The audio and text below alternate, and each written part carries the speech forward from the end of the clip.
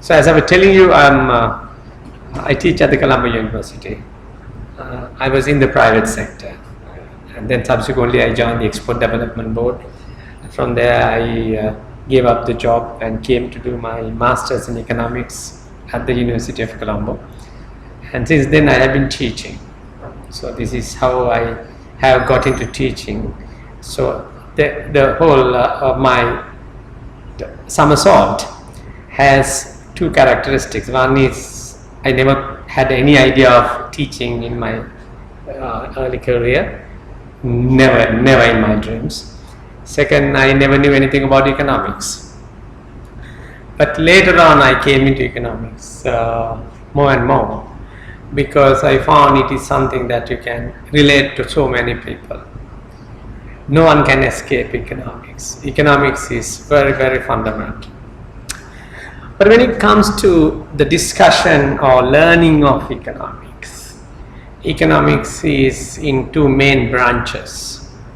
One we call microeconomics, which you learn in accountancy and various other courses.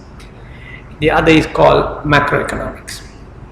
We are not going to deal with microeconomics, but let me just very briefly tell you what it is all about. Everything in the economy is what individuals do. You go and buy things from Gedaryanagaman, and you make yourself a part of an economic agent. Then the Gedaryanagaman sell things to you and offer things to you at a price. So obviously there is a marriage between you and Gedaryanagaman. I'm talking about Food City, and buyer and seller. Of course, Food City is not a producer, it's an agent. So you have producers, hundreds and thousands of different producers producing goods. So there are reasons why they are producing. They are producing because they want to make profits. You are buying because you want to consume. So this interaction gives rise to number of parameters. These parameters are most common, prices. That's the most common and most understandable part of economics, prices. In the prices going up, we say it's not good and we don't like it. And politicians fear the prices going up because they know that that's where they're going to get hammered at the elections. And on the other hand, prices going up is also not very beneficial to suppliers, because that makes a lot of people find it difficult to buy goods. So you might sell at higher prices, but your ability to sell more. So there are a number of characteristics here. So microeconomics is normally talking about prices, profits, demand, supply, and also there is something called elasticity. Elasticity is basically, if you take two quantities, as engineers there are two quantities. If one quantity is influencing the other quantity very rigorously, then we say they are very closely related, and jargon we call it elastic. They are very closely elastic. So one of the very famous elastic quantities we come across is price elasticity. Now, this price elasticity is everywhere. You find that suddenly Food City or Keels are saying, okay, vegetables at 30% discount. Now that they do because it is based on the principle elasticity. Because they know that if the prices are reduced, people simply take away the vegetables in bulk and put them in the fridge, throw them away 2 days later. Right? So it's but then there are other things they know that they don't have to reduce prices. Cigarettes, various other commodities where you don't have to reduce prices, because the guys who smoke nevertheless what the price is, and those who are drinking beer, arak, know very well price has no relevance. So such commodities never go through price reductions. So these are microeconomics. Now you might ask, okay, is it the real truth? No, it's not the real truth. This is just one way of looking at things. I'm sure some of you are coming from different religions. Christianity, Buddhist, Muslims, Hindus, but they all talk about the way, the very human beings, but they talk differently. So, but at the end of the day, human beings are a fact of life. Religions are the way you look at it, the perspective. So economics also has the same thing. So don't think this is the gospel truth. This is just one way of looking at the way markets, people, buyers, sellers, prices, producers, all those people interact with one another. The guy who produced economics was Adam Smith. He simply said, okay, how do prices go down? So he has to explain. He said, there is a God. So he called him invisible man. The invisible man basically bring the prices down if there are too many things. If the goods are in short supply, prices go up. So like in religions, if you want to describe something, you say there is a hell, there is heaven, there is a nirvana, there is a God, abstract world. So economics has the same abstractness as well. Now, your discussion is not so much about what Food City does, how much you pay for apples, oranges. Our economics is something broader. This kind of economics came into light in 1930. Why? Up to that point, the thinking was economics is something that if you produce something, there will be people buying it. So buying and selling will eventually clear the market. If there is the demand, then the prices are going to go up. People will ask for it, then the suppliers get to know, look, there is a commodity in demand, you produce. So that means there is no way you are left with excess goods. There is always buyers and sellers coming in. But in 1930s, suddenly something went wrong. Whole developed world suddenly found there are too many goods in the market.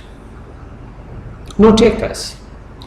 Up to that point, if you go to buy fish, if the fish prices have come down, what does it mean? It can be two things. Either the fish is rotten, so you are basically being given something which is because they want to get rid of it, or there's an excess stock. There's an excess supply has come into the market.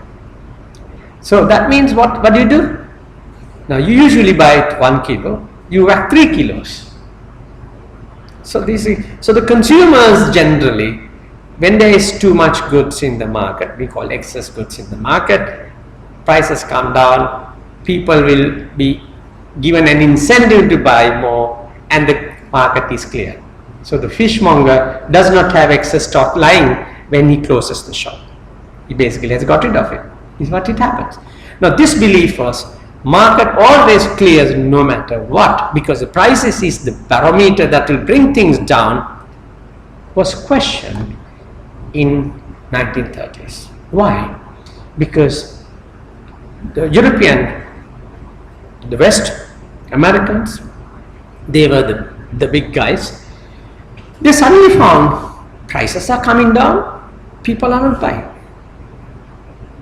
People are not buying. So the so-called market philosophy, the religion, suddenly is going in a different direction. And they could find a reason. And all the economic theories that have been there could not explain this. So as a result, one guy came forward. He's John Maynard Keynes. He said, look here, there's something called macroeconomy. It's not the individuals. If you all put together, there's a different behavior. I tell my students macroeconomy and microeconomy from the big match behavior. Now, in the day of the big match, you have two parties. One is cricketers playing their cricket. That's not important.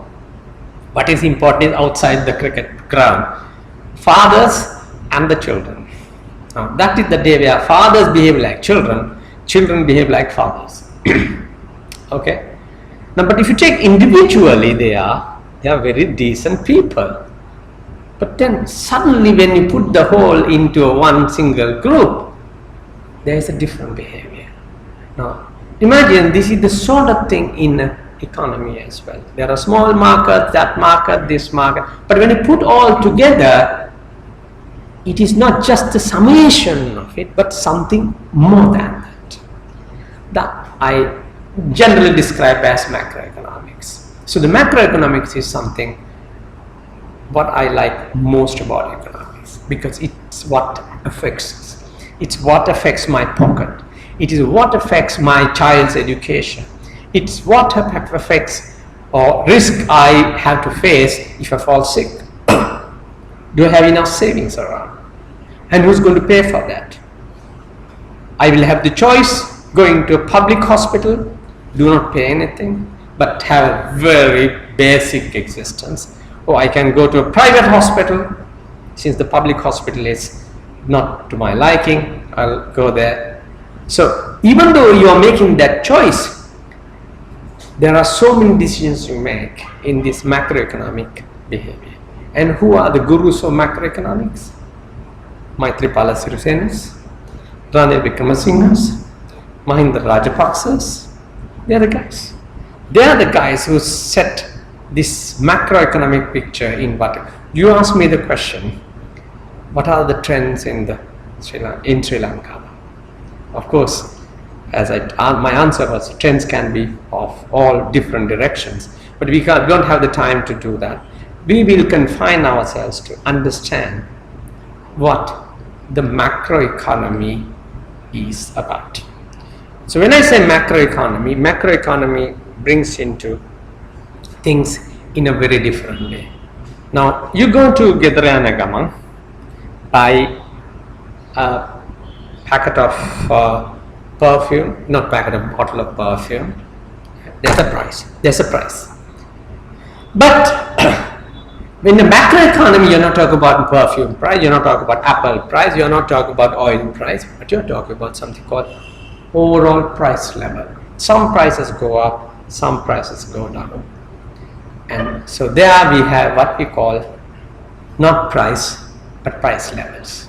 So it's not a realistic thing, it is something we calculate, try to understand what is happening in the overall prices. The answer about overall prices, what do we know about overall prices? From what? Inflation. So we talk of inflation. Now everybody says, hey, there is inflation now. Even now there is inflation. Because you can see everything is going up. You go to vegetables have gone up. You go to buy clothes have gone up. You go to the bank, interest rates have gone up. The only thing that is remaining low at the moment is oil. That is not because of our action, but something happening in the global system. So the oil prices. So whatever it is, inflation. So like that, we have to understand the macroeconomy for a number of reasons. Because now you guys are engineers. Now the construction about 2-3 years ago compared to the construction now was very different. These are macroeconomic scenarios. Why? Because that construction was initially and most comprehensively driven by government. Government was investing a hell of a lot on construction. But then what happens is, around that, there are so many other civil engineering firms, engineers, construction firms, they're all coming along. So the macroeconomy is something which has not just like you're going an apple and that's the end of the day, but macroeconomic reactions have repercussions all across the sectors. Everybody. You get into a three-wheeler now and ask, okay, come with the business. Product NASA, nothing moving. No, that means something is happening across the economic spectrum. So that is the kind of answers you get. You go and ask someone, okay, what are you doing? Can't find a job. Macroeconomic. Because there has not been enough jobs created. So therefore, that leaves what we call unemployment. Overall, you look at macroeconomy, you ask, what is the state of the economy? You say, not very good. Businesses are down, but we need to have some kind of a hold on this particular discussion argument. And if you ask an economist, he will say, GDP growth has slowed down. So we need to understand what the hell is GDP, what the hell is GDP growth, what it does to us. When it slows down, what does it mean? How far can it slow down? And when it goes fast, what will be the impact? So we will be trying to get some toolkits in place in this discussion. This discussion, I'm going to focus on number of areas. These areas are, first thing is what I call the economy, the cake. You make a cake to eat. If you have a big cake, you get big slices. If you have a smaller cake, you get smaller slices. So that means all us are individually wanting a piece of cake. But that cake, if it doesn't grow fast, will have more mouths to be fed. So that means each one is getting a smaller share. Okay, so these are some of the things that we have to deal with. Let me just take you through some of the slides. Now you can see, first thing about knowing economics is you must get used to some of the basic jargon. Things like economic growth, inflation, unemployment, exchange rate depreciation, reserves are down, interest rates, savings are down, budget deficit. There's a whole gamut of things that are there. While there are meanings to these things, then there are concepts behind these things as well, because they are interrelated. So what we are trying to do in this set of discussion is understand these concepts. Second, how they are interconnected. As engineers, that's what you do as well. You look at individual components and then connect them together as structures, and then try to understand how a structure behaves, which are somewhat quite different from the individual components. But knowing the individual components are very vital for you to get the understanding of the structure. Now these are some of the, if you read the newspaper, you will say, US economy is slowing down. What the hell? What do you mean slowing down? Was it running? Yes. Every economy is supposed to be running. Faster they run, better it is in a certain way. But then, sometimes when economies run too fast, it can be problematic as well. So when that happens, governments will try to slow it down. Okay, now as you can see here, there are a number of things. Economic growth, first one, current account surplus, inflation, capital flows,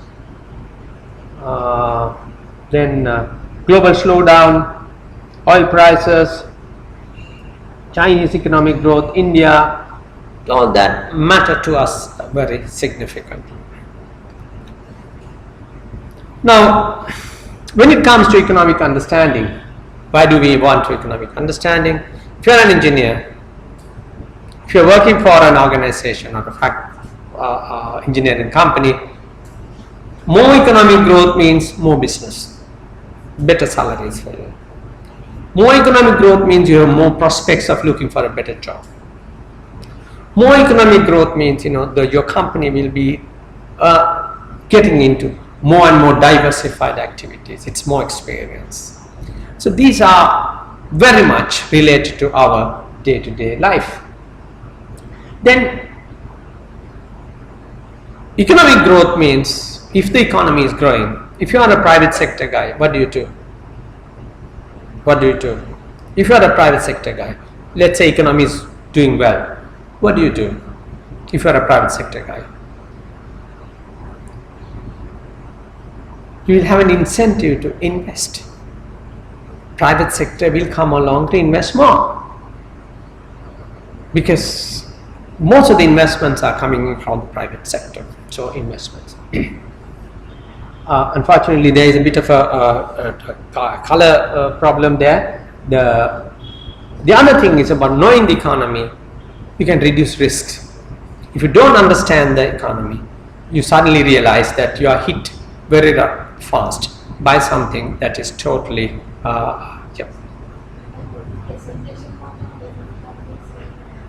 All right, okay, and this guy put it here. Okay, thank you. Slideshow. Is it better?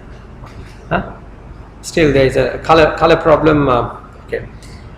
So basically, knowing economics gives you an advantage of being able to predict what's going to happen. Why do you want to predict? Why do you have to predict? What's the issue with regard to prediction? Why are you going to predict? What's the reason? Yesterday is different from today. Today is different from tomorrow. And when the situation changes, when the factors changes, so will your plans. At least you have to plan for certain variations, deviations. If you don't do that, you can get into serious economic losses. Take for example Brexit. I just read a few days ago, one of the major investors in UK has lost overnight 500 million pounds. One individual losing 500 million pounds. Of course, for him, it should not be a big issue. It may be the book value of the assets. He may still recover. But if we lose 500 pounds, if we had lost 500 pounds, we would have been utterly devastated, because that's not something we could afford. Anyway. Economic knowledge gives you understanding of the health of the economy. As a doctor, you go to a doctor looks at you and says, look, yes, your health is good. If your health is good, very often sometimes if you go to a job, they'll say, get a medical report. And if the medical report is bad, they will not recruit you.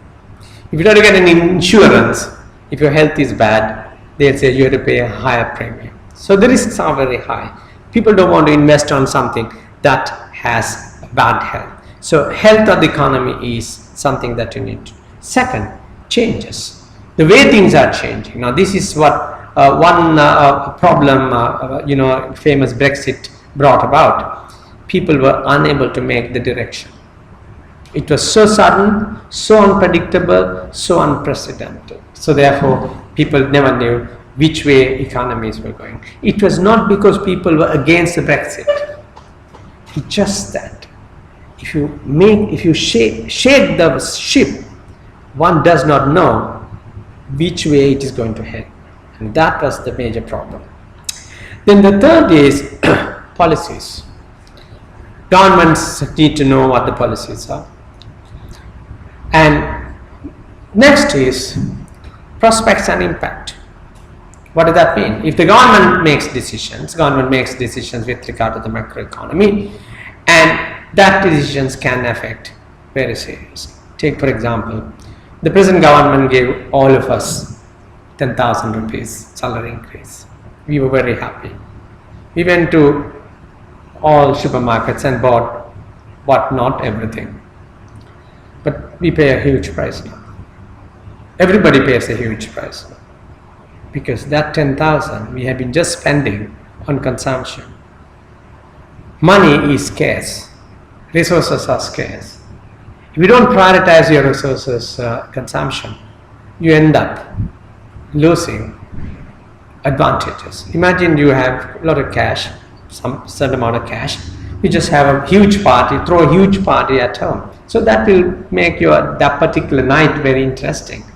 But then later on, you will regret a great deal, because that money could have been used to improve your house, that money could have been used to buy a plot of land somewhere, that money would have been invested on your child's education. You know, when you do something unproductive, it can be very devastating.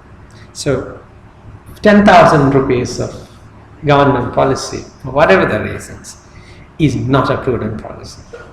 It has had, now the presently government is reeling with no money, because you have just used a credit card to pay your cash. We know what a credit card does to us. When you use the credit card, it's buying power. When you get the bill, it's the suicidal reactions. Okay. Now, if you look at the economic scenario, you can put it into a little bit of a equation. I have put this in. It's a flow. All economic activities are flows.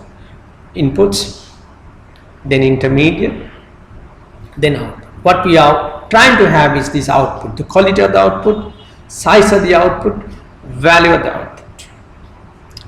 What do we want to have? We want to have faster economic growth. We still don't know what economic growth is, but something that will be, if you have a company, you understand what economic growth is. If you have a salary, you know what economic growth is. If your salary is increasing rapidly, you know that what it means to you. It gives you purchasing power, it gives you savings, it gives you investment capacity, so many things it gives you. But if the salaries are stagnant, as in the case of government servants, you know how much it affects you. The amount of things that you could do with the little salary is deteriorating every day, even though you may have a nominal increase in the salary because prices are going up. Then reduce unemployment. Reduce unemployment is extremely important for a country. People are unemployed means resources are wasted. That resource never be recovered. And unemployment at the same time has a much bigger issue. Why did we have two wars in this country? There was JVP in the south, there was LTT in the north. Unemployment issues. When people don't have jobs, youth in particular, they go mad. They do all sorts of things because there's a lot of hyperaction in them and they have to be. And on the other hand, they are a pack of energy. Imagine you have a pack of energy just idling, collecting cobwebs is a tragedy. Then higher standard of living. We all want to have a better living. We all want to have a house, a good house, living house. We all want to educate our children. We all want to have a plot of land. We all want to be able to travel. So if your standard of living increases, you like to have a car. Everybody wants this. So it is fundamental. Greater social welfare. Go to Netherlands, for example. Go to Sweden, for example. Go to New Zealand, for example. It's high social welfare. You go to a hospital, very quality hospital. You get into a bus, public transport, quality buses. You go to a public space, very well maintained public spaces. So, greater social welfare. And if you don't have a job, they'll give you supporting government grant. Then economic strength. What is China? 20 years ago, China was a red giant, but nobody cared. Economically, in doldrums, they are not big. What is China now? Now, US can't say a word to China. The equation has changed completely. China is doing everything that it wants to do. The power is economic strength. China has lent to the US $3.5 trillion.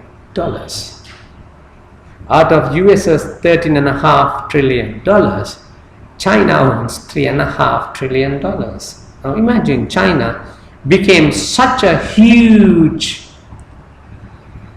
wealth country in a matter of 20-25 years. Then the political stability. When a country is in politically unstable, what is happening in the US? Why Donald Trump is coming? Economic instability. Why UK has been talking about Brexit and all sorts of different things? Economic instability. When I say economic instability, it means people's incomes have not improved, economic growth has not gone up, investments have not taken place, and government is getting into more and more debt. Now, coming back to this scenario, you go to the primary inputs. What are the things that need to be in place? Capital stock. Capital stock means you got to have buildings, machinery, roads, all that stuff that need to be there if you want to be putting a lot of output. Sound financial system. You got to have a banking and non-banking systems that are providing cash. By the way, cash is a very illusory thing in an economy. Cash has on the one hand, cash allows us to be very flexible. If you imagine you don't have cash, go back to the Stone Age people, or go back to the tribal people. They don't use cash. What do? They exchange goods for goods, which we call barter. But cash has changed all that. Now cash has gone through yet another cycle. You don't carry cash anymore. It's very rarely you see people pay by cash now. It's a plastic card now. It's a credit card. So things are changing, being very rapidly. Now we don't write checks. You simply go to the internet and transfer cash. It has got very sophisticated. Anyway, there's something called money. Then what it does is, when you have money, the banking systems, it's like you are greasing the engine. When you grease the engine, what happens? The engine can function very smoothly, efficiently, less noisy and faster. So the banking system is a kind of a system which allows Food City and us to interact in the least frictional way. So banking system is very, very important. Financial system. Infrastructure. What is infrastructure? Infrastructure is buildings, but more specifically things that are common to everybody else. Roads, ports, airports, bridges, highways. These are all infrastructure. Why is it important? How does it connect with the GDP? How does it connect with the size of the economy? Can someone tell me? How does it connect? If you have infrastructure, how does it connect? Just imagine. We never had the highway, Colombo highway. I remember a friend of mine who was working for Mass Holdings, Mass, and MAS. They had started a factory in Kogalam. He came to me and said, Macha, 3 hours up, 3 hours down. Right? It's going to ruin my life. So the only way I could do it, he's from Moratua. He said, only way I could do it is I'll have to spend 5 days there and then come. But after the highway, I mean, you go to Gaul faster than you come into Colombo from Panadura. 25 kilometers from Panadura to Colombo, it takes 1.5 hours. From Panadura to Gaul, it takes 45 minutes. It changes. It gives efficiency. It allows more action. It allows more businesses to prosper. Then what happens? Now Gaul suddenly becomes very close. All this time Gaul is very far away. Now Gaul is very close. So what happens? Some of the guys who are here think, okay, I'll put up my factory in Gaul now. It's too expensive here. I go to Gaul. So now, centralized Gaul, you find a lot of economic activity taking place. So it's a chain reaction. Disciplined workforce. This is something we don't seem to have very much in this country for whatever the reasons. We have a lot of trade unions. In the university, we have a number of tens and 15s of trade unions. One trade union says, look, we are not going to work. Everybody else had to. close shop. So it is that bad now, unlike in the past, where you just can't function. Now, when we had our non-academic staff said, look, we are going to stop work, we couldn't do anything, no lectures, nothing. Well, there's no one to open the doors. We have a separate system. So we know that, if the attendants in the hospital says, look, we are not going to work, the whole hospital comes to a standstill. So anyway, disciplined workforce seem to be very important for fast economic growth. This is one example difference with East Asian countries. East Asian countries tend to have much more focused, much more focused workforce. Visionary political leadership. So you have to decide policy and strategies. Governments may decide different things, but every decision has implications. If you decide something which is, now see, take Matale Airport, different arguments. So let's look at the critical side of the Matale Airport. Now it's a huge investment, but basically on a day-to-day basis does very little to activity. So if you take an investment which is just waiting without much of activity, then it's not a good investment. But on the other hand, the other side of the issue is, now some of the investments you can't be expecting returns just like the way any other investments. One argument is, okay, we have Katunayake Airport. If you don't have a Matale Airport, you don't have an alternative airport, so that means anytime something happens in Katunayake, the people will have to end up going to Cochin or South Indian Airport, and that means it's a huge cost. So fair. So these are some of the debatable justifications. Visionary political leadership. Now this is another very important thing that needs to be in place. Okay, I'll be quickly moving into the next one. But having banks is not going to make things happen. The banks must be able to mobilize finances. One problem in this country is, a lot of people complain, you can't borrow from banks. Banks are like Shylocks, they just don't lend. They lend, they ask for collaterals. A lot of people don't have collaterals, so that means people can't be getting the money. So this is very different from, for example, countries like Germany, where banks are part and parcel of the investment risk bearing, and they come along. They call universal banking. That means cradle to the grave. That means, as you start the business, they come along with you until you go to your final hours of life. The growth in productivity. This is another important thing in the modern days. Now, this is what China is affected by at the moment, because they are not productive. They were cost-wise, they were cheaper, but productivity-wise, they are not very effective. Americans are more productive than the Chinese. So as a result, even the American workers are expensive, but the American workers can turn around things based on the productivity. This is one area Sri Lanka has a major challenge. Technology. We know that technology is another area which is pretty slow in Sri Lankan context.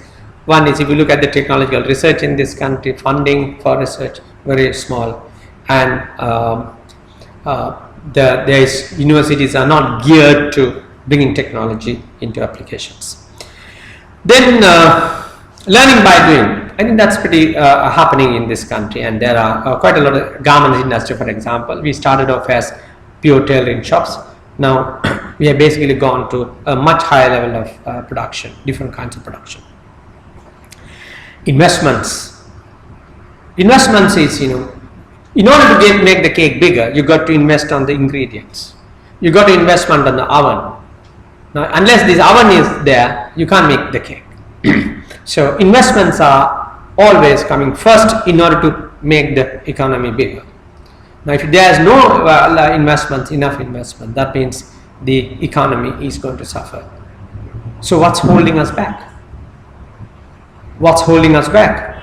To make investments, you need cash. Now that is where we have a problem. We don't have cash in our hands, so we have a problem. And growth in human capital. Sri Lanka has a growth in human capital. It was good, but unfortunately, one of the problems Sri Lanka has is our human capital is not geared to creating production. So basically we have too many people with graduate qualifications, but no good for nothing kind of scenario. Anyway, these are some of the issues we have. Not only some, any country, when you try to, what you are trying to do, you are trying to increase economic growth, you are trying to create bigger GDP, you are trying to make people's living the bottom. Rising per capita. Do you know what a per capita is? Per capita is, if you take the country's economy as the cake, if you cut the cake into equal pieces for every individual, we call it a per capita. So more people, small cake means small piece of cake. So India has a small piece of cake for every individual. China has a big cake but has a big number of people as well. So therefore still China's piece of cake is smaller than Sri Lanka's piece of cake. Maldives has a smaller number of people. So Maldives piece of cake per person or per capita is higher than Sri Lanka's. Okay, so this is one yardstick people to say when we are talking about. Now, what is happening here is when you are trying to push economy in various directions, you have that's what we call the dashboard, economic dashboard. On your dashboard, you have temperature dashboard, temperature meter. You have a fuel meter. You have a RPM meter. You have a battery charge. You have a handbrake. In any of these things not functioning right, that means you are having a problem. If you are coming, come. Someone is trying to come. Okay. So this, if things are getting out of control, you have an inflation meter going up. If things are not right, you find that your dollars are not enough. This government has a serious problem with regard to dollars. They have a very serious problem. Demand stability, that means how people are responding to the demand in the aggregate sense. Fiscal, another major problematic area. Government does not have enough cash to pay. Government does not have enough cash to look after people's needs. So fiscal area. Public debt. Now when you have a situation where things are not right, what happens? You go to the neighbor and say, Akka, kiya kare ganda puluwan sali. So you go to Akka and borrow money.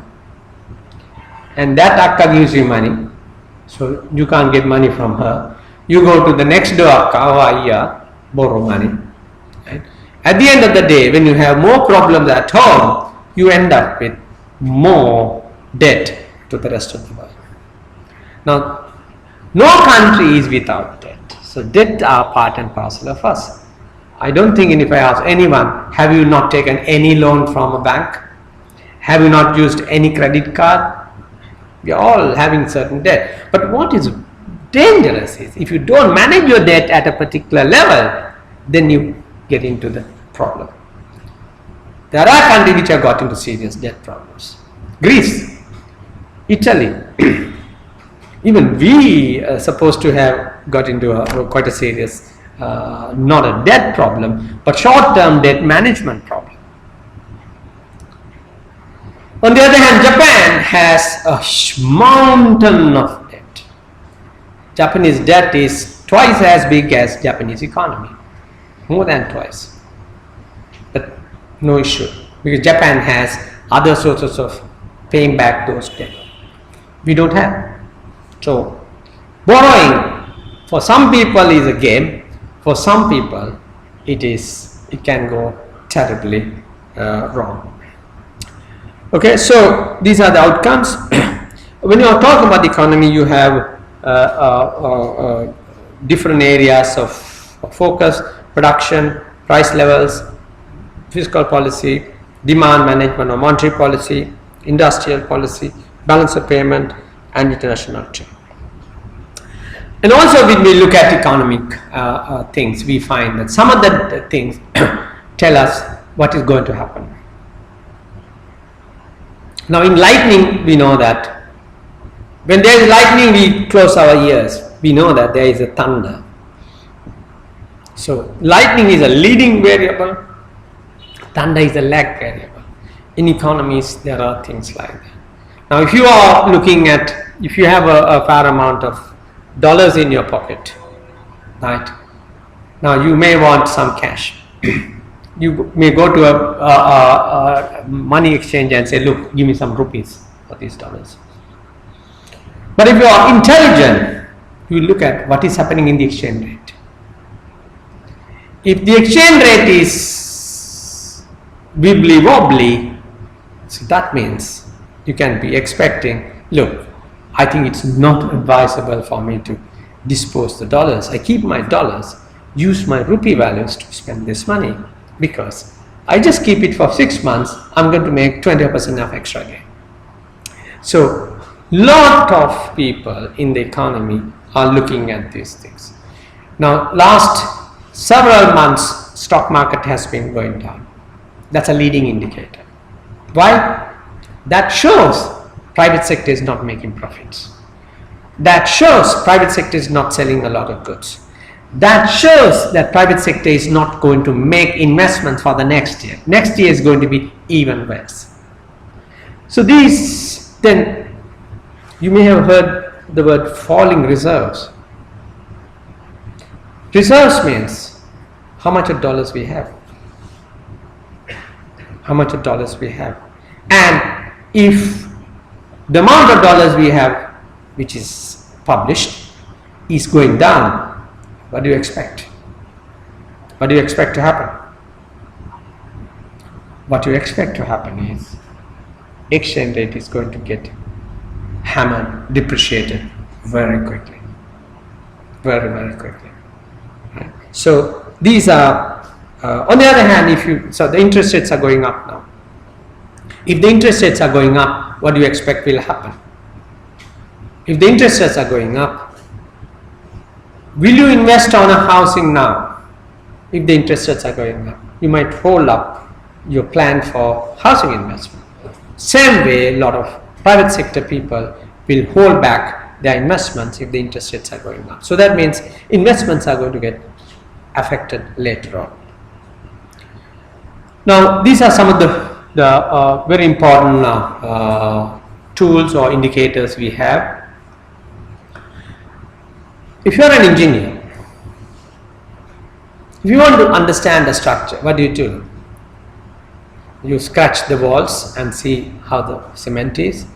You look at the foundations and see whether it is in a specific order. You look at the roof conditions, just like the way economics also had to be looked upon with certain parameters. These are some of the parameters that we come across. GDP growth, per capita, unemployment, inflation, savings, national investments. So let me then there are other indicators as well. Budget deficit. When the budget deficit is big, that means the economy can be into some kind of difficulty. But again, there are exceptions as well. Now, then there are other indicators we come across. These are social indicators. Why do they matter here? Why do they matter here? A country like Sri Lanka, where we have a fair amount of welfare orientation, if you don't pay attention to these things, it can be quite dangerous in the short term. We will have situations where things can get out of control. And also, if these things don't improve, what happens is we have a large public health system, and that health system is going to get overwhelmed by sick people, and that means you're going to have a serious expenditure by the government. So on the other hand, Sri Lanka has been pretty good in this front. Sri Lanka has been an exception for a very long time, because although we don't have much of economic, we seem to have done quite a bit on national social indicators. So there is a book called UNDP, United Nations Development Program, and the UNDP book, Sri Lanka is in an exceptional category for the reason, earlier the belief was countries had to be wealthy to improve their social indicators, but Sri Lanka seemed to have adopted a different thing. We have not been wealthy, but yet we are having a fair level of good indicator. Now, I'm just assuming this is the sort of stuff you like to hear. Now, if you, up to this point, if there anything that you like to clarify, up to this point, that anything that you like to add, I would like to take up a few questions. Because we have a very condensed time schedule, and I'm just trying to figure out how best we could work things out. So these are other indicators. I'm not going to look at these things.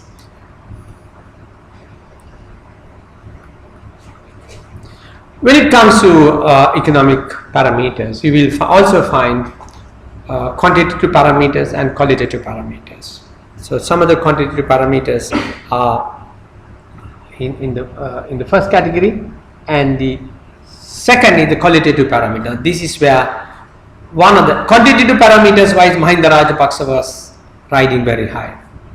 Qualitative parameters wise Mahinda Rajapaksa was riding very low. Transparency, governance, rule of law, management. So there were issues that were highlighted as not so great looking. But economy wise, he was doing a lot better.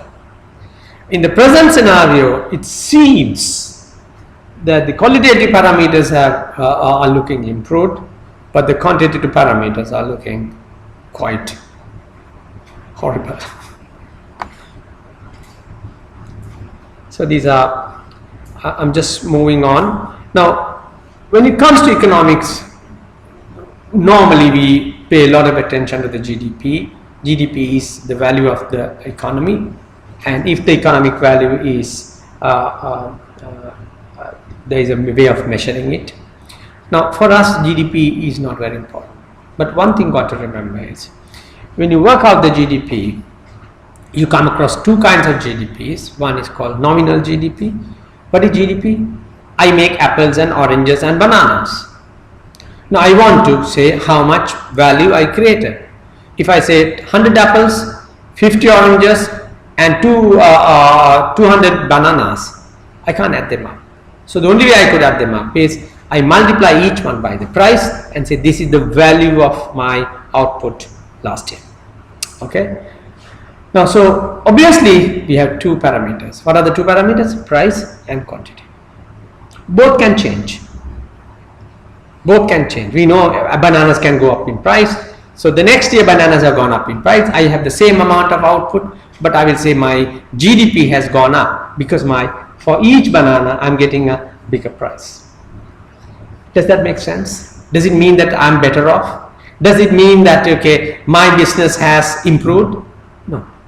Price increases are not going to make any difference to economic activity. So therefore, what really matters is how many more bananas I made. So because of that, we define what we call real GDP. Real GDP you take, for say 10 years, you take one single set of prices. For all years, you take the quantities, but multiply that by one single prices, then you get prices, frozen values.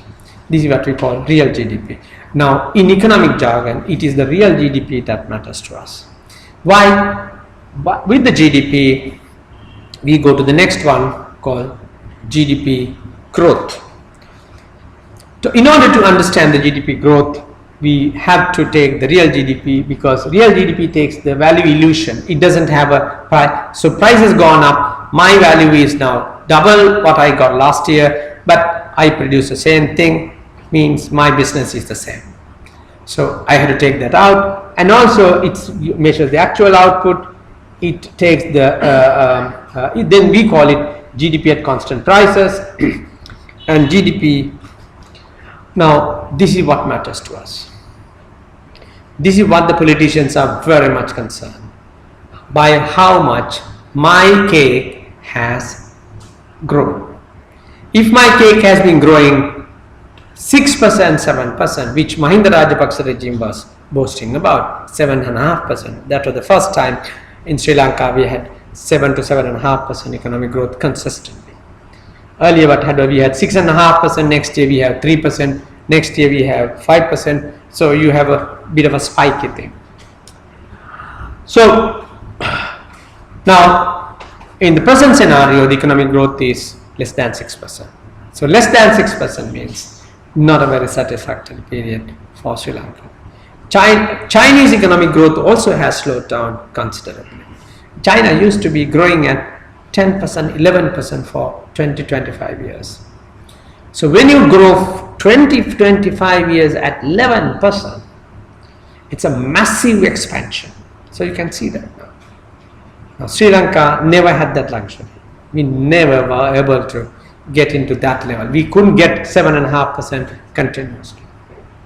So all these Asian countries which grew rapidly were on the 8%, 9%, 10% category. Okay. So economic growth is something very important. Now what matters to us is, okay, what makes economic growth happen? Now we understand for a country economic growth is very important, but what we do to make the economic growth going.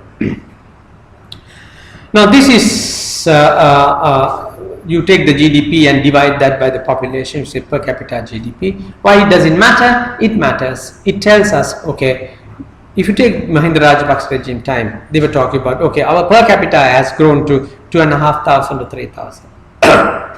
Now what does it mean? It gives a sense of yardstick to say every person is potentially has a higher purchasing power. Every person has a higher potential power. But that doesn't mean everyone has the same level.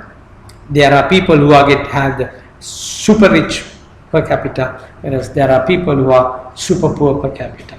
So in Sri Lanka, per capita is very low in Monaragala, Batticaloa, eastern and northern districts. Per capita is highest in Colombo, and next provincially highest in the western province. Now, so what countries try to do is they try to put per capita, get into different brackets of per capita. So we are now targeting to get to per capita 3,500 within the next several years. Now, but in order to do that, what must happen? You have to have a mechanism to make the GDP bigger and bigger and bigger. So unless you have a 7%, 8% economic growth, per capita talk is just a talk. Now Malaysia and Sri Lanka were not very different 30 years ago, 30, 40 years ago. So Malaysians are now talking about 5,000 plus per capita, when Sri Lanka was struggling with 2,500 per capita. This is another measure we have, GDP per capita growth. Now GDP growth is always you calculate in a particular year. Every year GDP growth. Now you can have a half year GDP growth, quarterly GDP growth. If you listen to US trade data and economic growth data, they are calculating it every quarter, and they say, oh, US has achieved better than expected economic growth. So that means investors are looking good, economy is looking good, and it will promote more investments. If they say, oh, worse than expected economic growth, that means the next quarter is going to be harder. Now, so per capita is a kind of a medium term scenario. Economic growth is the immediate scenario. Then the third scenario is structural economy. That means you completely reshape the economy. This takes more than 5 years or 10 years to. What does that mean? Usually economies are taken as three components: agriculture, services and manufacturing. Now, Asian economies were quickly moved out of agriculture to manufacture. That was the trick. They took, within very short time, they were not agriculture, they were manufacturing. What's the advantage of manufacture? Profitable. You can sell exports. Agriculture is very difficult to sell. Agriculture does not give you a lot of cash. So manufacture, but how long does this take? This you can't change overnight. This takes 5-10 years. Now if you take Sri Lanka's 70s Sri Lanka's economy, we were very much 30-40%, more than 40% agriculture, or I think more than 50% was agriculture. But then when the garments came in, garments quickly took over part of the agriculture workforce, and it started moving rapidly, and that was now that the industry has gone to a higher level. Under Mahinda Rajapaksa regime, there was a further shift. We were moving into service areas, in particular shipping, tourism, and those things did come along. The present government is also trying to push for service sector. That's why Colombo city hub, all that stuff are going to be highly service sectors. If you take India, China and India, the difference between China and India, China is very much manufacturing. India is, especially the global trade, is services. Bollywood's software, back office services, they are all software and soft services developments. Now this is a very important thing, gross domestic savings ratio. Gross domestic savings ratio is, if you take the GDP, we don't eat the whole GDP.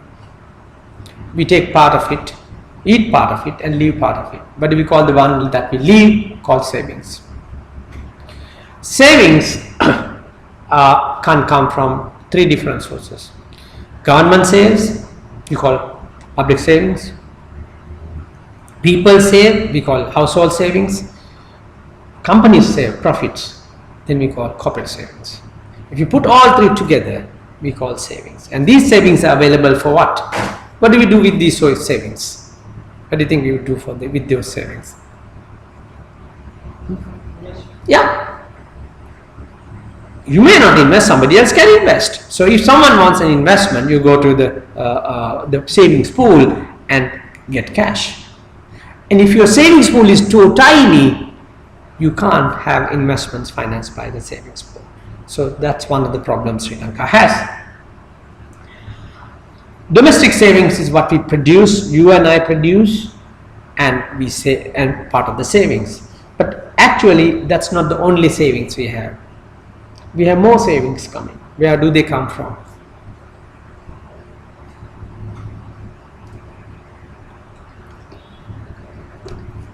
Savitri went to Middle East. Sunil is in Doha. What do? They bring a lot of cash into this country. How much? In fact, they bring the largest chunk of cash to this country. No manufacturer, no exporter, no tea, no garments can match it. It's more than $7 billion. So you add that $7 billion into my domestic savings, so my domestic savings situation looks a little better. But the problem with domestic savings is, I told you three categories. If the businesses are not doing a lot of profits, corporate savings are low. If the people's income have not gone up, household savings are going to be low. If the government is overspending, public savings are not available. What you have is a public dis-saving. Government is taking a lot of money from the system. So let's get it clear. Domestic savings are what we have in the country. National savings is what comes from outside. Sometimes some of the savings move out of this country. Take for example, there are Chinese working in this country. They are part of the GDP. But what do they do with their money? They send back that money. So that money had to be just like the way Sumana is sending money from Doha to here. Chinese Li Yu is sending money to Guangzhou province because his family is there. So once you sort it out, you still find national savings has been fairly better than the domestic savings. I don't go into the details of this. Now this is what central banks normally track. They look at how much of money in circulation. Why does it matter? What are they trying to do with it? If you're doing something, there must be a purpose to it. What's the purpose? Remember, central bank is the institution that takes control of inflation. Nobody else. Governments cannot deal with inflation. They are not, because they are the cause of the inflation. Governments are the reasons for inflation. So therefore, central banks are specifically created separately, independent of government, to deal with inflation. Now, investments. Now, this is where we have a serious problem. We need, if you are talking about economic growth of say 8%, you need investments of 35% of GDP. What do you mean 35% of GDP? Say you have invested certain amount of money, divide that by the amount of GDP you have, you get a percentage. Now it's a percentage that matters, not how much. 4 billion investments, what do I care? What matters is, okay, that as a percentage of GDP, how much? And Sri Lanka's investments, if you want to have a GDP growth of 7%, 7.5%, 8%, you should be having 35% to 40% of GDP investments. Now, this is where the issue is. When you have a 35% to investment requirement, your savings are just below 25%. So that means you want 35% in investments to grow, you don't have cash up to only 25%. So there's a gap of 10%. Where do you get that gap filled? How do you get that gap filled? Mahinda Rajapaksa went to China and said, look, hey, we need cash. We need cash to put up Matala. We need cash to put up Hambantota. We need cash to put up the road, rail track to Jaffna. Okay, so Chinese savings come into this country. That's what we call borrowings. If China gives it free of charge, still it's Chinese savings. So the difference between borrowings and grants is, borrowings is you have to pay back. So there is a liability. Grants, you don't have a payback. But of course, it's still a liability because they don't give a grant for summa. They will tell you, look, you raise your hand when we need you to do so. That's exactly what we did. When Falkland crisis erupted in the 80s, the whole UN was going against UK, who did, not entire non-alignment went against UK, but who supported UK? Sri Lanka. That is because UK was a heavy financier to Sri Lankan economy, Victoria Dam, all that. We didn't want to lose all that things, so we voted for it. That was J.R. Javadhan's time. So these are, so investments are extremely important for economic growth. Investments are extremely important for private investments. So at the moment, Sri Lanka's investments are riding around 25% of GDP, but we really need to have 30%, 35% of GDP to 40%. Now, if you don't have cash, what are the other means of getting investments from? Where can we get investments from? That gap can be filled by borrowings. That gap can be filled by asking investors to come into this country, foreign direct investments. That gap can be filled by, sometimes in India they invited their own expats to create a fund. So India has millions of expats and they could afford to do it. So those are some of the possibilities of. I skipped the word productivity, but let me just make a very quick thing. Productivity is you use less and less resources to produce goods. Less and less resources. This is what happened, why some of the productions, most of the productions have moved from west to China, it is because the China is not productive, but China's cost is very low, so which looks like a highly productive system. If you are productive, that means the cost of production is going to go down. Okay. Inflation. Now, this is a very serious thing, but at the same time, it is something be without, can't be without. Some people say marriage is something that you can't be without, but at the same time, for some, it's a bit of a problem the way they manage it. Inflation is like your heat on the engine, car engine. Imagine you run your car very fast. What happens to the heater? It goes up. And if you don't have the right kind of enough lubricants, and if you are not giving enough space to the car to cool down, what happens at the end? The engine will freeze. Engine will cease.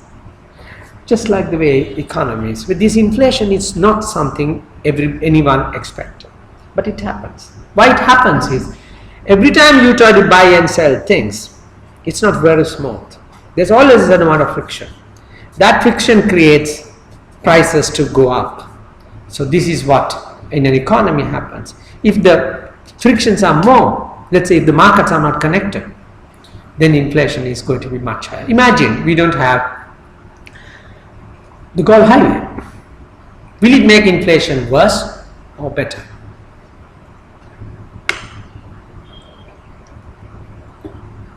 Then the question arises, what does the Gold Highway do to prices? Will it increase or decrease? Galle area is a production area. Senur area is a prime vegetable production area. But if you have a quicker way of getting vegetables down from Noor area, what will happen to vegetable prices? They come down. So lesser friction, that means economies are more productive. So inflation is not something one looks forward. Now, does it mean inflation should be totally taken out? That's also another problem. When you have a car in Western countries, in the winter, you can't start the car. Why? Because for engine to run, it requires a certain amount of inflation as well.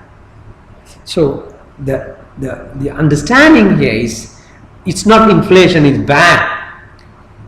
You have to tolerate certain amount of inflation. But if it gets heated up, then you need to take action.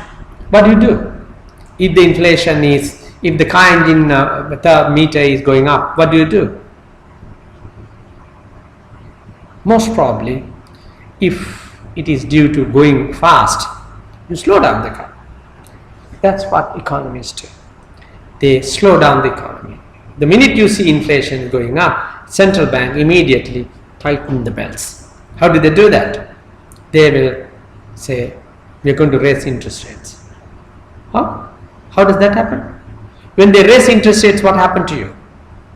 You go to the bank, you went to borrow some cash because you want to buy a land, and they say, now the interest rate is 18%.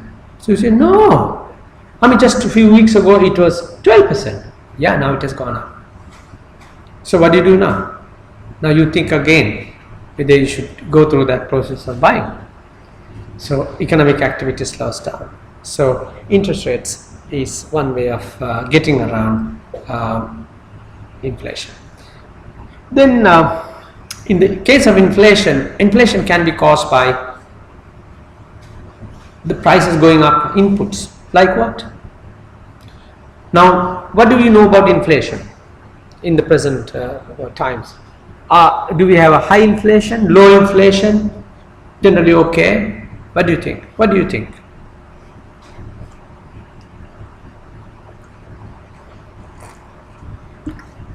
What do you think? High inflation. What do you think? Why do you think it is high? Do you have any figure in mind? 11%. When you have inflation, normally inflation, we had few months ago, inflation is going around 7%, 6%. That is the kind of inflation. Inflation is coming down. Now what has happened is it has turned around. When it turns around, you have to be very careful. Now, when it hits more than 10%, we call double-digit inflation. Double-digit inflation is concern, serious, because it can affect so many different. It affects us very badly. Government servants are getting affected very badly. Why? We have fixed salaries. You have the same salary, but you go to the food city and ask for goods, and the wife says, we want that, we want it, but I look at my purse and say, look, only this much we can afford. So what it does is it brings down your purchasing power. Poor people who are living on pensions are going to have a very tough time, because inflation is going to cause prices to go up. So we call it real purchasing power goes down. Now the question is, when the inflation goes up, producers will benefit in and suffer as well. Producers benefit, you find the prices are going up, so that means your stock can be sold at a higher price now. So that means in the current stock you can make a profit. In the future stock, you'll have to keep on raising the prices. So that means at the end of the day, at some point, you'll find your sales are going to go down. Okay. Second point is, when the inflation goes up, companies are all the time borrowing cash. They are on overdrafts. Now the accountant says, oh my God, boss, the overdraft bill has gone from 100 million to 125 million. How? Interest rates are gone. So that means immediately it hits you hard with regard to financial cost. So financial cost gets bigger, which means your profits gets smaller. So these are some of the issues. Now when it comes to inflation, in economics we say inflation can be caused by two factors. One is when we were given 10,000 rupees, that would have caused a certain amount of inflation. How? It causes inflation because now I have a lot of cash. Everybody runs to places where we can buy things. So that means demand, it pushes demand. So we call that kind of expenditure by the government causes demand pull inflation. Demand pull inflation. Okay. If the government decides, okay, we are going to spend, now when the government gave 10,000 increase salary, it could have caused demand pull inflation. Why? Because 10,000 on each individual is infusing a large chunk of money into the system. Demand pull. Then demand pull can also be caused by, if the budget deficit is rising. How come budget deficit is causing demand pull inflation? Budget deficit means government is spending more. Government is recovering less. So that means there is more expenditure. I wait in the queue to buy something, then I find two government servants are behind me because they are spending even more. These are not the government servants, the government particularly. Cost push on the other hand is something, it adds to cost. For example, when the oil prices were rising, it causes a lot of cost push, because when the oil prices rise, electricity board will say, look, we have to increase the electricity charge. Water board will say we'll have to increase the water board charges. So it is going to push costs on every segment up. When the cost push goes up, what do people do? They strike. Why? Why do they strike? Asking for extra salary. Now asking for extra salary means it has to come from, very often from the government. And now the government had to give more cash. So it can cause, so demand pull inflation, cost push inflation. Those are the two inflations we come across. And normally, you don't try to control inflation 100%. You only manage inflation. And then there are some of the measures of inflation. I'm not going to go into the details of it. Consumer inflation, producer inflation. Inflation can cause economic growth to slow down. So the private sector now might think things are going to get too pricey for people and people will not buy it, therefore they don't produce. The second is inflation can cause exporters get hammered. How? How does the exporters get hammered?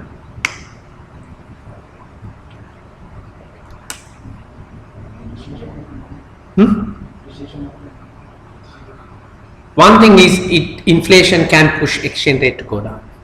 That's one. Second is when the inflation is there, everything is pricing going up. So inflation, the problem with inflation is you have inflation here, it is not happening in Bangladesh. Let's assume. So that means exporters now have a rising cost in Sri Lanka. Bangladeshis exporters don't have that problem. So what happened to the competitiveness? Now the order that used to come to Sri Lanka, companies say, look, we can't reduce further prices any further. All right, we go to Bangladesh. So we become less competitive, Bangladesh becomes more competitive. And the other problem is when there is inflation, there will be more budget deficit. Why there is a budget deficit more? Government spends a lot of money. When there is inflation, government had to spend, say if they are doing a bokur or a culvert, now the government will have to spend an extra 25% on the same construction. So government will have to have a major pressure on the. When the inflation is there, there is another important thing. So exports are down. What about the imports?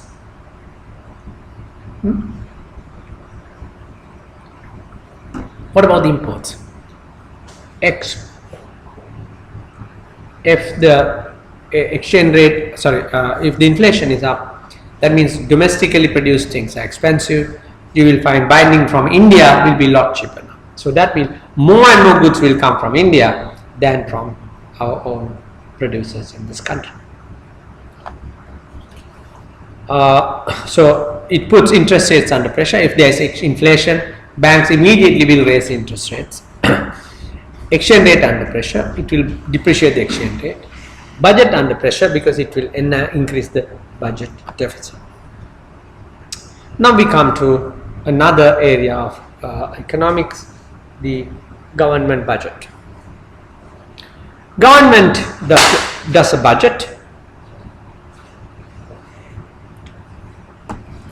Government budget matters to us in many ways, because government budget is the one that tells you which way the policies are going, how the government is going to look at the economy, what incentives are available. Government budget is going to tell us how much tax we have to pay. Now that's where the VAT is coming to play here. Why? Because when the government decides, okay, we are going to increase VAT, that means everybody is paying taxes. That's why VAT is bad. We call VAT a regressive tax, meaning poor people pay more tax than the rich people, because proportionately poor people's income is small, and if you have to pay, say you go and buy, I remember I took my mother to the hospital, the bill was 102, I paid 121 because the other all were VAT. So that is a massive increase. So this VAT has highly regressive thing. Then what's the other better alternative? Tax the rich. So government needs cash now, tax the rich. But then the problem is Sri Lanka has no rich people. We have very poor people who are just managing 2 Pajeros at home. We have 2 Prados, but we are very poor. That's the reality. So nobody pays taxes. And there's a handful of people who are paying taxes. So that's one. Second reason is many governments don't want to touch the rich, because they are, at the end of the day, are the ones who are financially supporting you. So therefore, there is a de facto arrangement This is why Hillary Clinton is so badly bruised by Bernie Sanders to say that, look, you are very close to the Washington and the stock markets. Okay, and so Bernie Sanders are talking to the ordinary people. So these things can have serious implications. Then government budget has two aspects, as I told you. One is policy, the other is the expenditure and the income side. Policy is, it tells you, okay, which way we are going. Now, when this government came, previous government was promoting hybrid cars. This government comes and says no hybrid cars. So there's a change of policy that would have affected all the hybrid car importers, but also at the same time, the guys who have already got down hybrid cars are making a huge kill on those hybrid cars. So one does not know which policy has triggered that kind of reaction. Then the revenue. The revenue comes from number of sources: corporate taxes, income taxes, trade taxes, and VAT and indirect taxes. So the revenue at the moment is very short of the expenditure. That means we are way beyond our means, our expenditure. So government is all the time on a credit card, and that credit card gap is called, rollover gap is called budget deficit. So when the government has a lot of deficit, it means it can create more problems in the future, because you have to borrow more. Borrow more means more interest rates coming into the expenditure. More interest rates coming into the expenditure means more expenditure. More expenditure means less revenue, and then the gap is getting bigger and bigger and bigger. So these are major challenges presently faced with. Then if you try to tax the private sector more, then what happens is private sector will say, look, okay, we don't want to do anything with you. We go to Maldives. We go to Bangladesh, because there the taxes are so less and we can make a super profit on them. So these things can have various consequences. Now the deficit, when it comes to deficit matters two or three reasons. One is the deficit there all the time? It's like, if you go to the doctor will ask you, okay, do you have fever last 7 days? Then if you say, yes, I have constant fever last 7 days, then the doctor decide, okay, I'll have to give you an IV injection, because your situation is serious. But on the other hand, you say, no, doctor, I just had fever today, 3 days ago I had a little fever, nothing more serious. So that means if the deficit is happening certain times, then it's not as bad as the persistent deficit. Third scenario is deficit, the size of the deficit itself. So this can be a measure of economic wealth, economic health in a country. So reducing the deficit matters. Then should we cut off the deficit altogether? Should we take out the deficit altogether? What do you think? It means, you cut down expenditure, try to push the revenue. So on paper, no deficit. Is it a good scenario? Not necessarily. Because in order to cut down the deficit, you cut down the expenses. What are those expenses? Healthcare expenses, hospitals, education, infrastructure. Now those institutions have been have to be maintained. So if the government reduces expenditure, what happens? Those institutions will have a serious problem. This happened in 2001 to 2003, when previous Ranil Wickremesinghe government came into power. They cut down the government expenditure. They tried to be very prudent with regard to budget. But then what happened was they lost the election. This time they came around, they did the opposite. to please the people, rather than cutting, you gave money, which money you didn't have, you simply wrote checks and gave them checks. Okay, you go and cash. Since it is a government check, nobody questions, cash is coming. But at the end of the day, that money had to come in. Where did that money come from? You had to tell the central bank governor, hey, look here, give us some cash.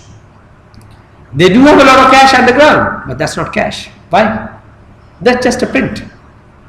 It becomes cash only when that money gets into circulation. So central bank itself can't put it into circulation. Central bank can't say, okay, I'm going to have a Dhansala. All those individuals who want to join the Dhansala, please come. I'm going to give you brand new 5,000 rupees. Central bank can't do that. Central bank can't do a project, say, look, okay, I'll put up the hospital.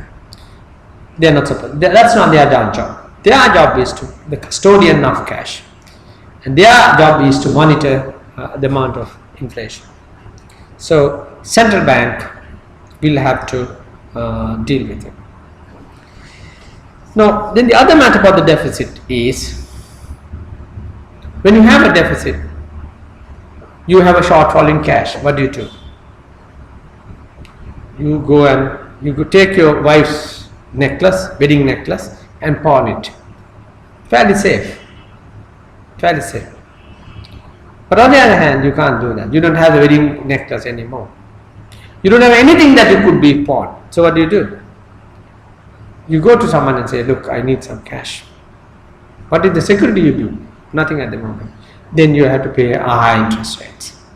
And you pay something like 15%, 20% interest rates just to overcome. Now, if the deficit is financed like that, short-term financing, 1 year, 6 months, or even 2 years, 3 years, they're short-term.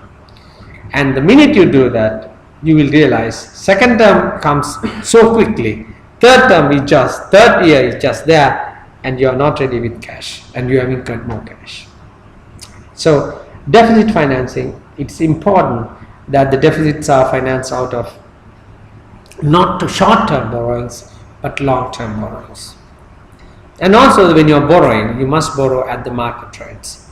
And sometimes, if there is a lot of lack of transparency, you might end up borrowing at much higher levels, like it happened in central bank bond fiasco. We should have been lending at 10.5%. We ended up getting the lending at 12.5%. So which is quite a serious problem. This is not just a small sum of money. You talk about 10 billions.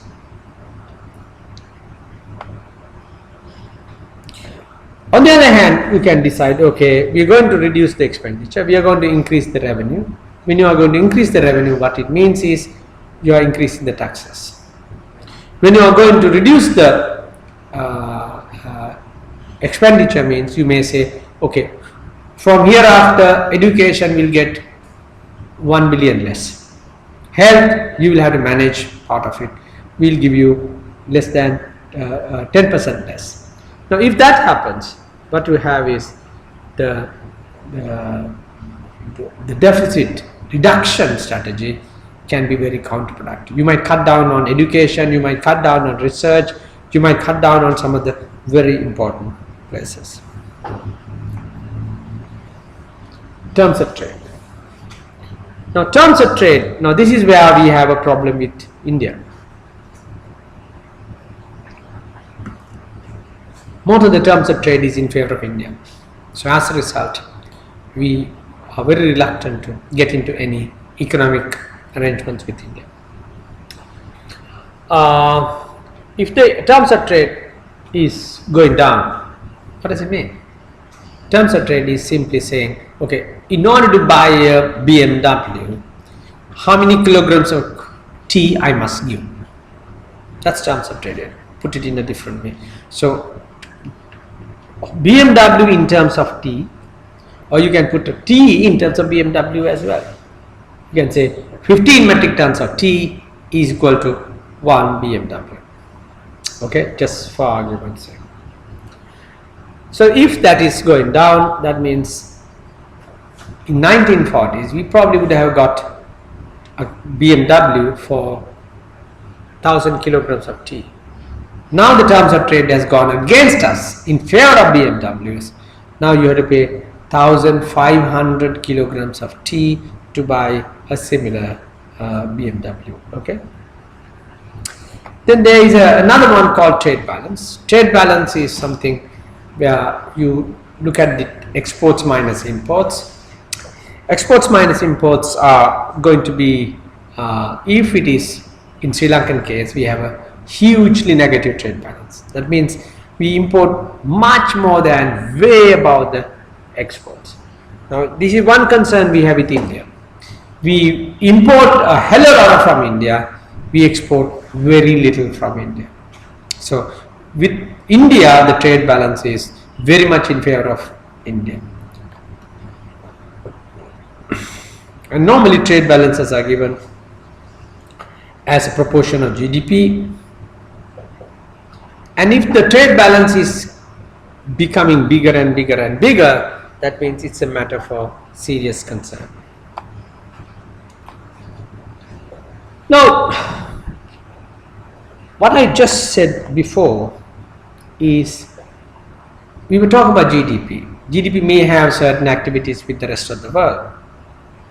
But there are certain activities which are with the rest of the world exclusive. Exports, imports, foreign remittances, all that are. So if you look at those transactions, you can first say exports minus imports, and we can call it trade balance. Then you can say, okay, we have made some investments in, some of the Sri Lankans have made investments in Mauritius, and some of the Mauritius people have made investments in Sri Lanka, so they come over. And so if you add those things up, you have a trade balance.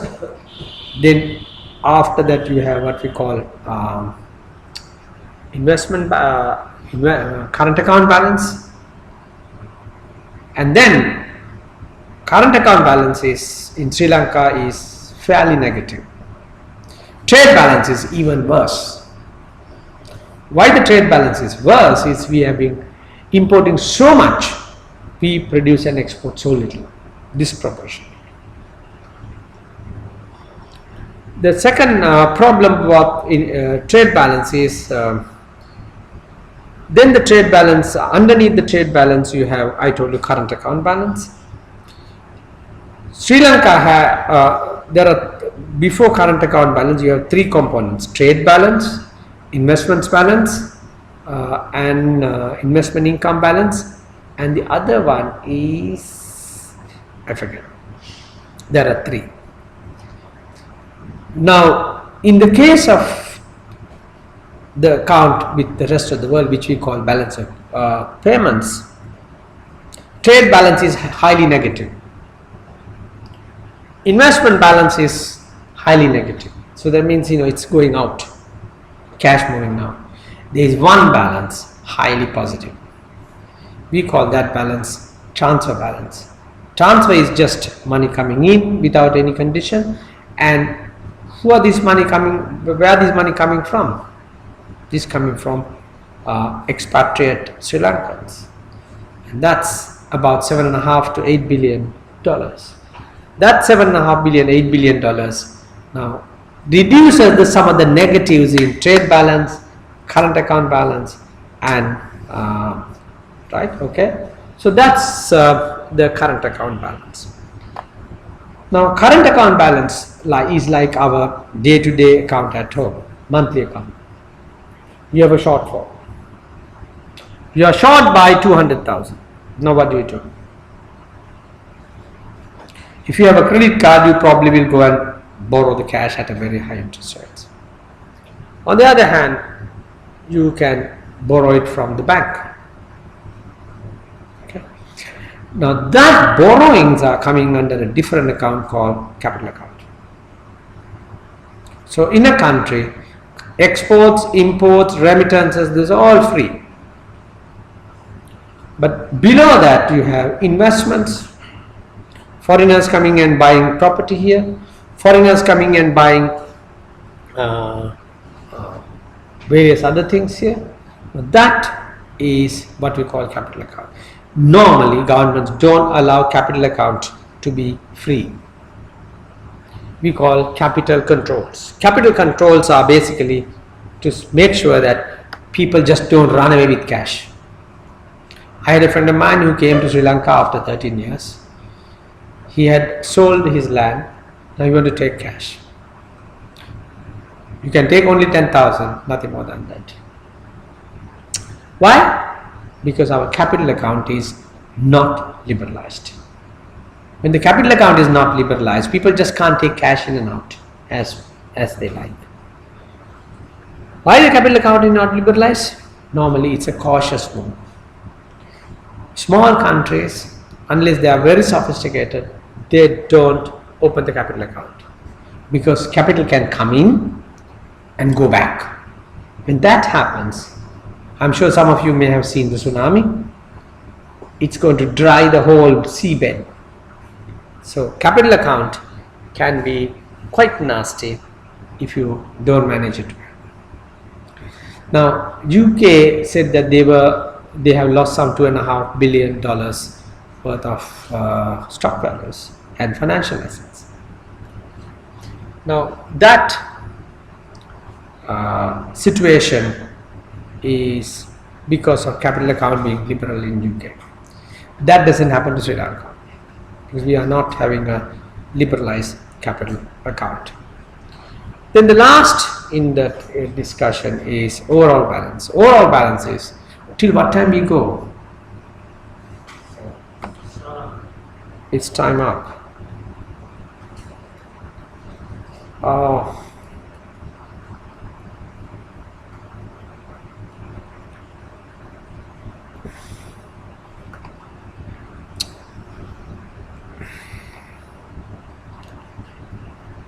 Do you want me to allow you to ask questions, or how do you want it? Shall I continue or what?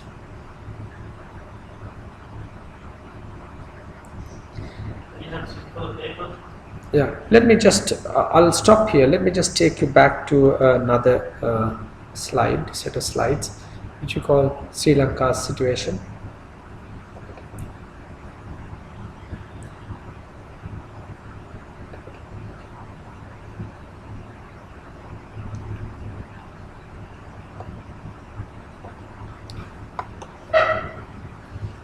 So this is the macroeconomic scenario.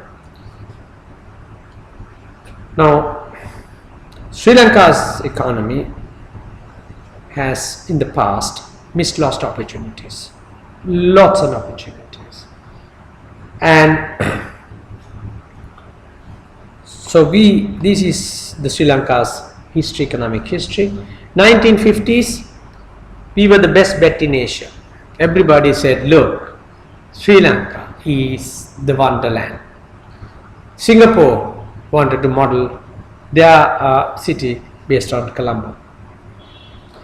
South Korea we didn't even consider South Korea as a decent country. That's why when we were talking about Koreans, we say Korea wage, basically referring to crowded, shanty, poor quality cities. So South Korea and Thailand were behind us in terms of per capita. In 1965, I think, Sri Lanka's per capita was $195 and South Korea was just below or just around that figure. Now South Korea is $9,000, $10,000 per person. Sri Lanka is still struggling to reach 3,000. 77 to 82, it was a new beginning. By the way, 1950s to 1977, Sri Lanka had what is called a closed economy, protectionist economy, import-focused economy. Very technical term for that is called import substitution economy. Import substitution economy. So we were not pushing for exports. What we were pushing for is, okay, let's make our things ourselves. So we We don't want to buy clothes from abroad, we'll try to make it. So 77 to 82 was good, but then 82 we really got mad in our heads, went and hammered the communities, and as a result we lost all the initiatives that we're supposed to have had. And we were told the new investment center of Asia, Far Eastern Economic Review. In 1990 to 1994, there was a Prem Das regime. He tried to push the economy on a manufacturing base, garments, and he was one of the last to have advocated exports as a way out. Then 1995 to 2005, somewhere there, it was satellite government, Chandrika, and it's called economic development with human face. That's a new term, because economics normally don't have a human face. Why? Because you just want to make profits and as it. So 1995, when Chandrika came into power, the manifesto was called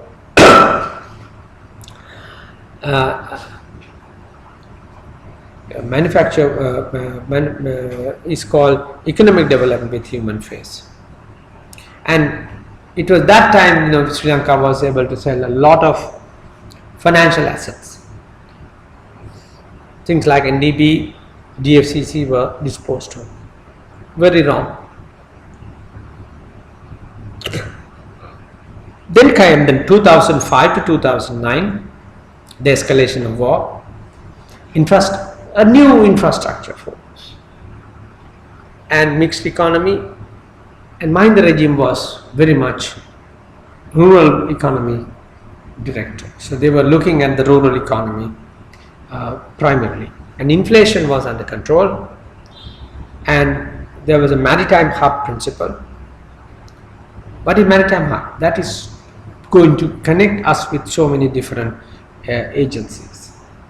Then 2009 to 2014, a new era, calm down, peace process on,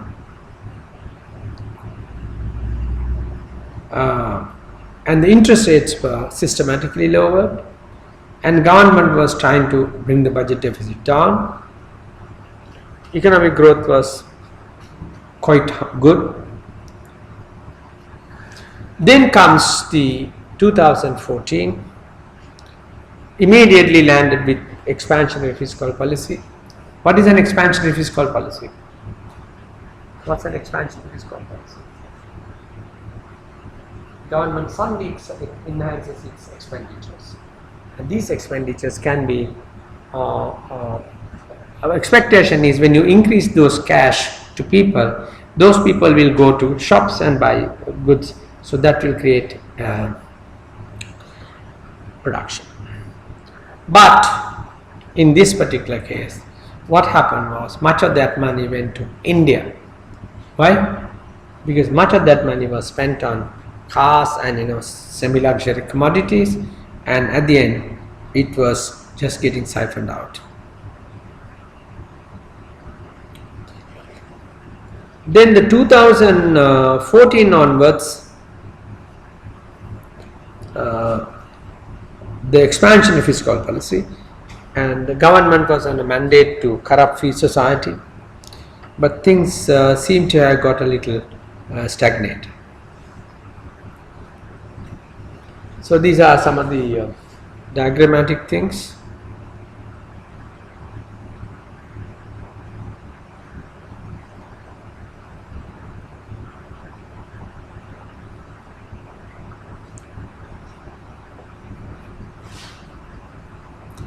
Now this is Sri Lanka GDP growth. As you could see here, it's going on a yo-yo. It should have been flat. It should have maintained a certain level. Now this is not a very impressive affair. And as you see, 2016, the GDP growth has plummeted.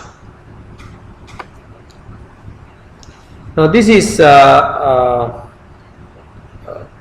the last range the GDP growth on a monthly basis, and then the next is GDP growth in comparative countries. Now here you will see Sri Lanka's value is much higher on the scale. Can you all see?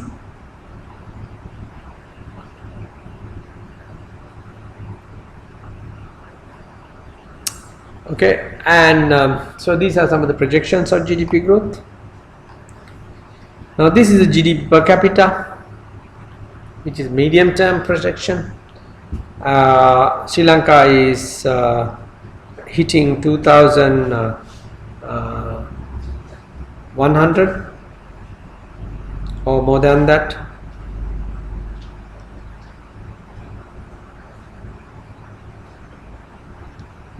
Then you have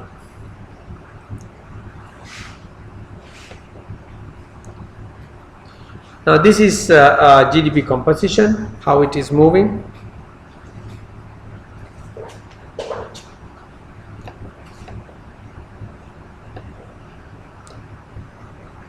Now this is Sri Lanka's problem of current account deficit. As you could see here, this section is under the middle line, ridge line, and as you could see here, it's a deficit. Now this is Sri Lanka's imports. Where do we spend money on? Petroleum oil, the largest. You have other, the green area is garments inputs. Then another blue area, sizable blue area is cars. So these are some of the things that the country like Sri Lanka cannot afford to. This is the exports. This is where we have a problem. This is why we are trying to get into EDCA and trying to diversify ourselves. What's the problem? Our bulk of our exports are still stuck in garments. Next is steel. Just take out those two for some reason. Sri Lanka is in a terrible scenario. So exports need to be diversified, and that diversification has so far not taken place. Now this is the fiscal policy. As you could see here, it should have gone like that, but instead it's coming back.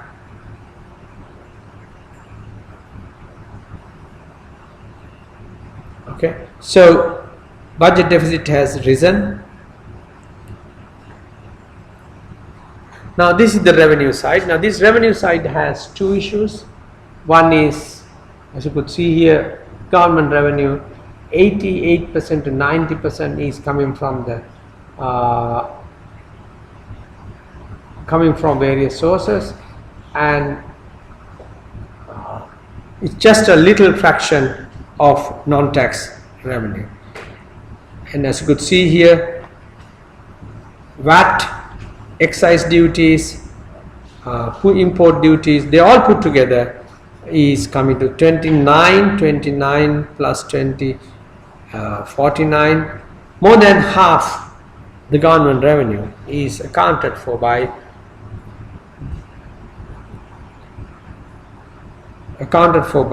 the competitive industries. I'm trying to show you here how Sri Lanka is in a bit of a debt trap. As you could see here on the right, extreme right, you can see Sri Lanka's debt level as a percentage GDP is 73.5%, and whereas earlier it was 71.5%.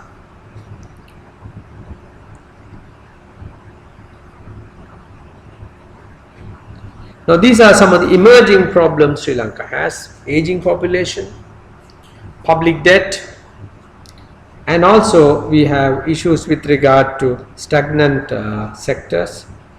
So these are the issues we have. I think time running short. Can we have at least 5 to 10 minutes of chat? Do you have anything to ask?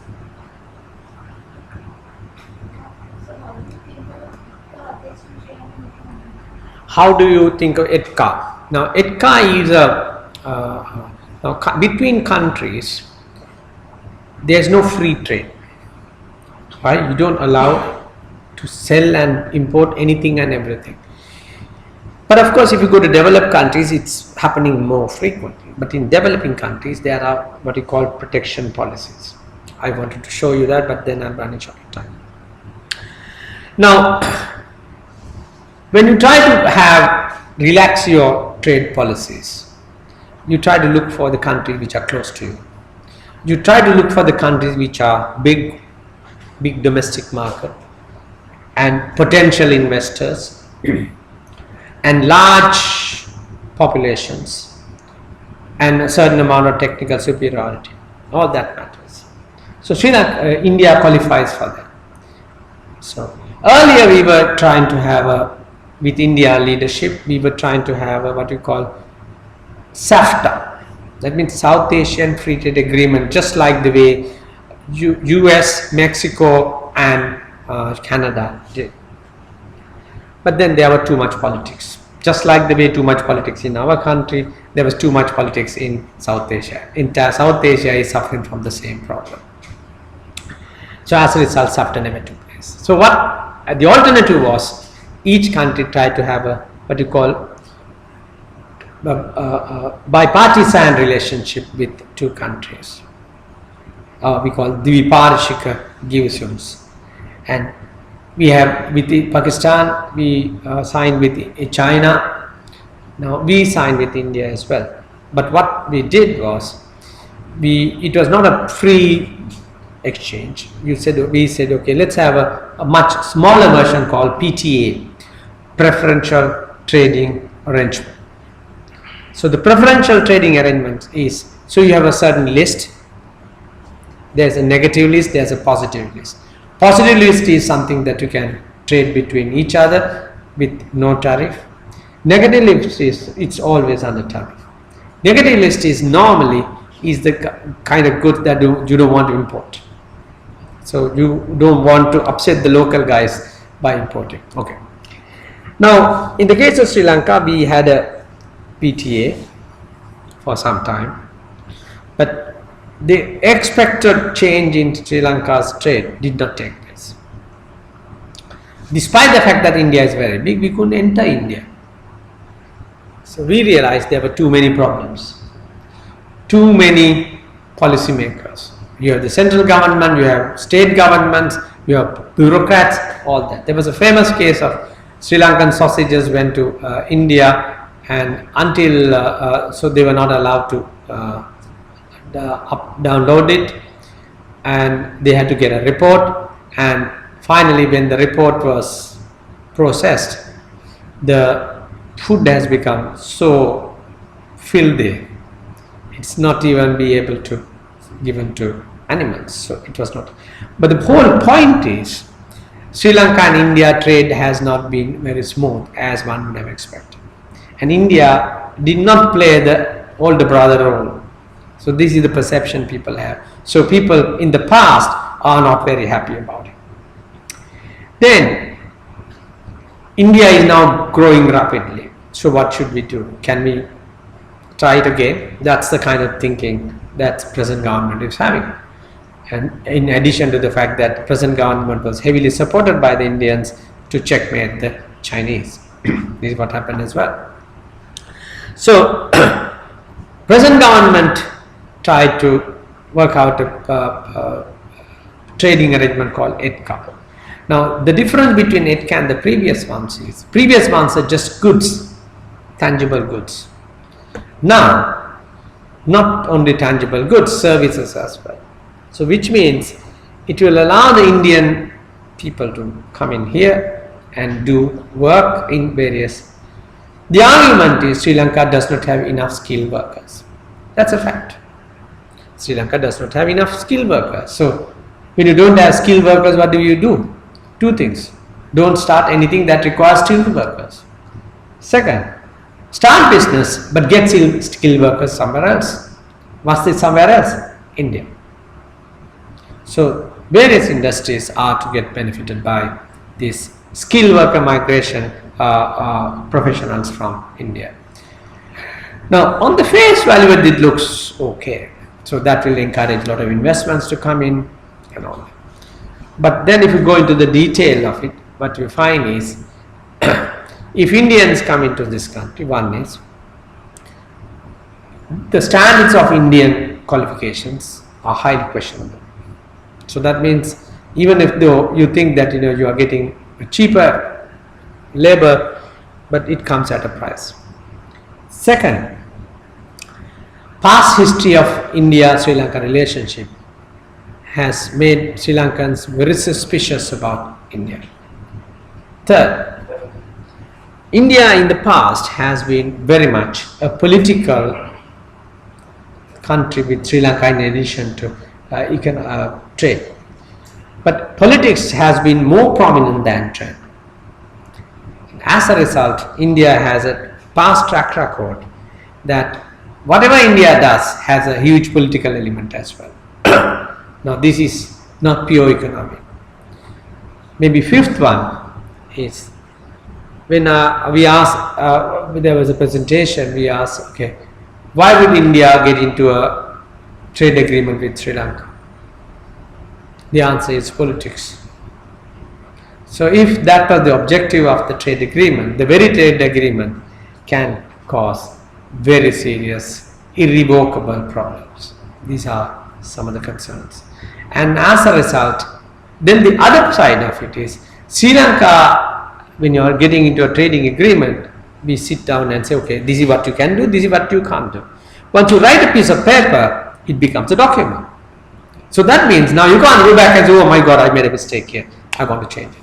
No, it doesn't happen. Or we didn't realize, these things cannot be implemented in this country. No way. So there are problems in the detail. There are problems with regard to history. There are problems with regard to objectivity. There are problems with regard to how it is being implemented. Government says there is ECA and says no, not yet, we are not finished. So nobody exactly knows the things in detail. So this makes it harder in terms of selling to the public. So ECA, but on the other hand, government desperately wanted to push for ECA. For two reasons. Government thinks that will bring in a lot of investments and it will turn things around, and they feel more comfortable with India. Whereas Chinese on the other hand are getting very aloof, and they are saying yes, we are nice, you are nice, but they obviously see the difference, and they must be still smarting over the port city project. When their president comes and open it, our president goes and says, look, pull that project out of the country. So these things can be quite significantly challenging. ECA, as I told you, is a low level of free trade agreements. But if you go to a higher level of free trade agreements, you find EU. EU free trade is between the EU countries, allows trading of goods without taxes, movement of people without a problem, movement of capital without a cost, and finally, one common currency. So when you have one common currency, imagine we have one common, we just leave aside Sri Lankan rupee. We say we'll take Indian rupee as our currency. Now what happens? We'll be paid by Indian rupees. But one advantage is, now when we are dealing with India, it's like you are dealing with the domestic economy, because there has no exchange rate price. Exchange rate is frozen. So common currency enables a lot of trading at a very faster rate. But the downside is, when you have a common currency, currency is also to use manipulate economies. China does it. When China wants to export, what do? US went to the WTO to complain against China, because China depreciated the exchange rate in order to push exports. Exports become a lot cheaper when you have an exchange rate depreciation. So China did that. So in the case of India, ECA scenario, the lack of enough economics make it questionable, and the so-called expected outcomes may not realize, and sometimes the country may end up with outcomes that we never wanted to. And also at the same time, among the outcomes, let's say engineers, there are engineers coming from India with PhDs and all that stuff, and then what happens is, what happened to the wages paid to Sri Lankan engineers? Our professional services will go down. Investors will benefit definitely, because they can make more profits. They can take the benefit of the infrastructure and all, but it's definitely going to depress the prices of the forces, labor forces here. So these are some of the strongest pressure to the EDCA comes from the service category. They are the most organized. The manufacturing categories are not so organized, so their push is not as, they are large companies, so they have to lobby, whereas the service sector is not large companies. Service sector is large number of people, so it's popular and it has a huge political push than the okay. So EDCA is a why EDCA is necessary from the government point of view, to promote exports, to bring in investments, to meet the shortfall in labor. So that will bring more investors. It might be true, it might not be true, right? So then on the other hand, Sri Lankan government went to China and spoke of EDCA. They are China to tell China, look, you come along with us because we are already married to Indians. So in which way you can be part of our household? We can sell your goods to India through us. Okay. So these are some of the things, but things are not that easy, because EDCA, I remember when we were students, when Indian goods were boycotted by Sri Lanka, it might come to that stage at some point if there is a huge political scenario developing. So there are a lot of politics here. Whereas China, on the other hand, has very little politics. They are pure economics. And on the other hand, China wants to come to Sri Lanka. China has been funding Sri Lankan projects very seriously, but never came to investments. It's the first time China came to investments. And when China came, we kind of lost target. And the issue with China is, Chinese don't have very transparent system, so which makes it a lot of room for corruption. But on the other hand, China comes forward when everybody else is shy to come. When we were out of the war, no country was willing to give us cash. China did. So you got to take things in context, and it is quite important to accept that Sri Lanka's geographical position and Sri Lanka's infrastructure, Sri Lanka's social infrastructure could be harnessed to create a large service sector which would help the country. But how you do that, whether it is through India relationship or whether it is something else, is always a debatable question. Anything else?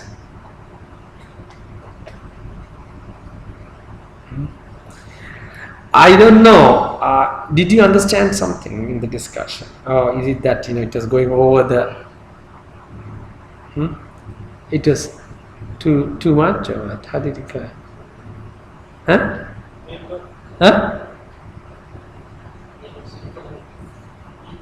So now the focus is where you have to sit for the paper. So I hope they will look at what has been discussed within this. The trouble with teaching economics is you have to have a sense of the whole thing. You can't be just looking at that piece and this piece and make your judgments. Anyway, I suppose that's where we have to end our discussion. I really hope that we have made some inroads apart from the paper. I want you to think the way I thought about economics. It's something beyond a paper. In that way, it gives you more breathing space, more attitude to see economics in a broader perspective. But if you confine yourself to narrow it down to examination, you're under pressure. So think economics is knowing what is happening around us, trying to gauge how things are moving, how each one is influencing each other. It's a connected circuit, and if you can get that into your head and trying to make some means out of it, I suppose we have achieved something. Anyway, that's where we finish. Good night.